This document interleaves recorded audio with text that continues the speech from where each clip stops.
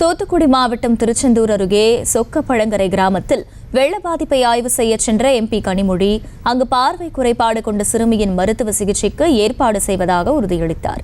கூடுதல் விவரங்களை செய்தியாளர் ராஜேஷ் வழங்க கேட்கலாம். ராஜேஷ், வணக்கம். முழு விவரங்கள் என்ன? வணக்கம்.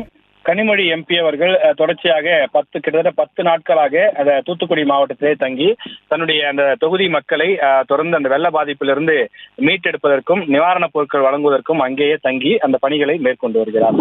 இந்த நிலையில் வெள்ள பாதிப்புகளை ஆய்வு செய்த இடத்தில் கண் பார்வை குறைபாடு இருக்கக்கூடிய சிறுமியை கண்ட கனிமொழி அவர்கள் மருத்துவ சிகிச்சைக்கு அவருக்கு ஒப்புவதாக உறுதியளித்தார்.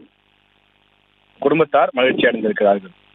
தூத்துக்குடி மாவட்டம் திருச்செந்தூர் அருகில் தாமிரபரணி ஆற்றையொட்டி அமைந்திருக்கக்கூடிய மேலாத்தூர் சொக்கப்பழங்கரை ஊராட்சியில் திமுக துணை பொதுச் செயலாளரும் தூத்துக்குடியினுடைய நாடாளுமன்ற உறுப்பினருமான கனிமொழி கருணாநிதி அவர்கள் மழை வெள்ளத்தால் பாதிக்கப்பட்ட பகுதிகளை பார்வையிட்டு ஆய்வு செய்தார். அப்போது அந்த பகுதி மக்களிடம் குறைகளை கேட்டுக் கொண்டிருந்தார். அந்த பகுதியை பொறுத்தவரை 500க்கும் மேற்பட்ட குடும்பத்தார் வசித்து வருகிறார்கள்.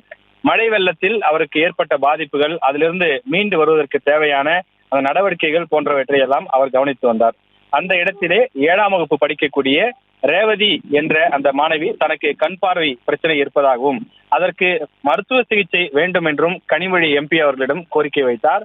அவரது பிரச்சனையை கேட்டறிந்த கனிமொழி அவர்கள் உடனடியாக உயர் சிகிச்சை வழங்குவதற்கு அவர் உத்தரவிட்டிருக்கிறார். அவரது PA மூலமாக இந்த உயர் சிகிச்சை, அவருக்கு கண்ணில என்ன பிரச்சனை ஏற்பட்டிருக்கிறது, அதற்கு என்ன மாதிரியான தீர்வு காண வேண்டும் என்பதை மருத்துவர்கள் ஆலோசனைப்படி உதவுவதற்கான ஏற்பாடு உடனடியாக செய்யப்படும் என்று உறுதியளித்திருக்கிறார்.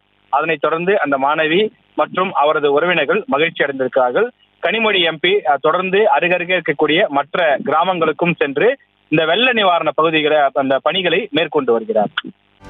செய்திகளை உடனுக்குடனும் துல்லியமாகவும் தெரிந்து கொள்ள சப்ஸ்கிரைப் பண்ணுங்க.